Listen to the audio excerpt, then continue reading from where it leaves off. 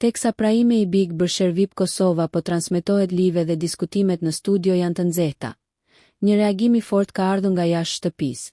Në qendër të debatit ishte gjuha e përdorur nga dy konkurrentet, Dolce dhe Bia, kundrejt Elionës.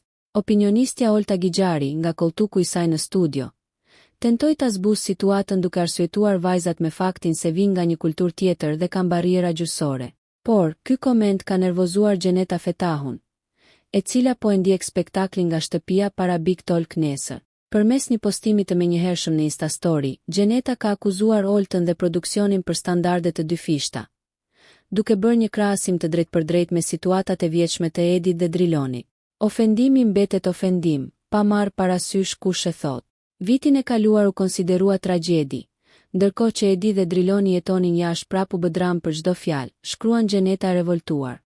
Ajo thekson se fakti që Dolce dhe Bia janë të huaja apo vinë nga jashtë, nuk duhet t'i amnistoj, kur për djemtë shqiptar që jetonin jashtë nuk pati të njëjtën tolerancë.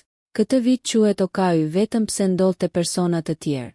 Ky është standardi dyfisht, përfundon reagimi i saj, duke hedhur një thumë të fortë drejt studios ku debati po vazhdon.